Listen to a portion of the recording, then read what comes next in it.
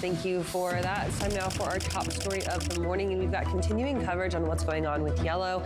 To join us now to talk about what seems like an impending bankruptcy officially, we've got Rachel Premack. Rachel, yesterday we've got some top sales execs saying, hey guys, sorry, we're going bankrupt by Monday. Yeah, it was an interesting development because several account executives told me that earlier in the day, their senior vice president of sales got on a Zoom with them and told them, hey, we're going bankrupt. We're filing bankruptcy on Monday. Your last day will likely be Friday. You may as well tell your customers right now. And then a few hours later, that same executive got on the phone with all of them and said, actually, pause on that sort of messaging. This is sort of the official stance of the company, which argued that the company was looking at a variety of contingencies, still negotiating with the Teamsters union. So it's and that's the same statement that the Yellow spokesperson gave to me and that other executives seem to be giving to their employees. And Rachel, with that kind of speaking here going on, what are we looking at as potential outcomes if there is no bankruptcy? What could be some of the theories that are put out there that could maybe keep Yellow afloat a little bit longer? Yeah, it would require a major infusion of cash from one of their lenders. It would require some sort of intervention by the White House. Or perhaps it seems at this point that Teamsters is closely working with Yellow. They seem to be sufficiently spooked that the company could go under, and then they do seem to be more willing to work with the company at this point. But it seems most analysts, most people watching this from outside the company seem to be hesitant to say that anything is going to save the company other than, a full-on miracles is what I've heard the word miracle several times at this point. I think it's kind of fascinating to look at the mixed messaging that we're getting here, right? Because it almost seems like you have this top sales executive who's saying, okay, you know what, prepare for the worst. And then the higher ups at the company get word of that and say, no, we don't want people to panic, right? So in a situation like this, it is, of course, very difficult to try and suss out exactly what's going to happen until it actually happens. But now we're seeing a deadline of July 31st as being that official date where people are saying, okay, you know what, we're going bankrupt on July 31st. Are people starting to make kind of those contingency plans? I know we're not necessarily seeing a massive jump over in customers from one LTL carrier to the next, but are people starting to kind of anecdotally make some of those plans? Yeah, we are absolutely seeing more and more shippers start to move away from Yellow. I think a lot of us at FreightWaves have gotten texts and emails from Yellow employees, Yellow truck drivers, pictures of docks that are just completely empty. Yellow did say on Tuesday that it was pickups nationwide. Yellow actually, several employees actually told us that Yellow is halting pickups in several regions. So it seems like those who are still working are more so focused on, moving equipment and, kind of cleaning things up, getting some last minute or still remaining freight off the docks. But it doesn't appear that there are really much inbound freight bills coming in at this point, whether that's because Yellow has told its sales and told its terminal managers, limit pickups, or whether that's because, these shippers just don't want to risk having their freight caught up in Yellow. It certainly seems like a mix of those explanations.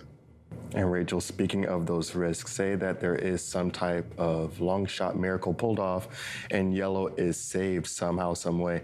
Does this just kind of kick the can a little bit further down the road? Because what would success look like? I would only imagine that a lot of shippers being hesitant to even move back to Yellow again. Yeah, I mean, Yellow is still in significant debt at this point. They have not yet made much movement in paying off that principal $700 million loan made to the U.S. Treasury or made from the U.S. Treasury in 2020.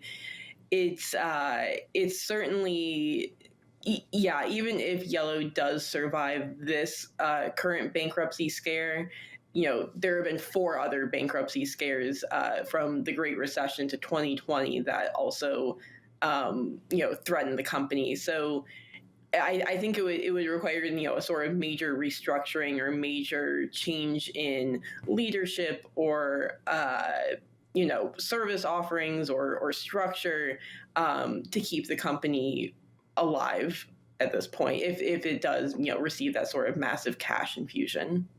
You mentioned that change in leadership potential, and typically when we see kind of the signs of a sinking ship in your company are some of those bigger executives, some of your sales leaders, some of your bigger names starting to jump ship. We haven't quite seen that yet with Yellow. There's been reports of drivers and some maybe smaller level employees starting to find options elsewhere, maybe turning in their 2 weeks, taking their PTO and getting out. But some of those big names are apparently going down with the ship, right? Do you think that we could see possibly any of their leadership start to leave? And is that going to be maybe the final sign of them saying, you know what, we're officially done, we're getting out? It does seem that those senior executives and even workers throughout sort of the ladder, I guess you could say, at Yellow, there is a lot of pride in the company. Many people have built their whole careers there. They've spent decades there, and they're not. I think some of them could still be hoping for a miracle. Others, want to go down with the ship, so to speak. But yeah, it's true. We haven't seen a major exodus in terms of those top leaders, and even drivers and dock workers and clerical workers also. Many of them still do seem pretty keen on staying with the company and hopeful that something could transpire. And Rachel, looking at things that could transpire, of course, when looking at acquisitions, it's much more simpler when you're looking at truckload, but a level of complexity happens with LTL. Is there any kind of chance that we could see some type of acquisition with Yellow? Yeah, I think there's certainly a chance that you could see some of their smaller regional brands like Holland or New Pen, be spun back out again. That might be more challenging for their brand Redaway because that has already been incorporated into the larger One Yellow structure. But certainly we could see, one or several of their more regional brands that do have a good reputation still among shippers. We could see one of those companies certainly get spun out. And so, of course, all eyes will be on Monday morning to see if that decision comes down or not. Was there any indication from the Yellow spokesperson on if there could be a decision made sooner than Monday? No, the Yellow spokesperson said that the company is still considering a range of contingencies, still, negotiating with the Teamsters. So there was no indication on any sort of impending bankruptcy filing or anything along those lines. And Rachel, real quick, you also put out another article. Can you talk to the amount of cash that's being burnt on a daily basis or a weekly basis over at Yellow?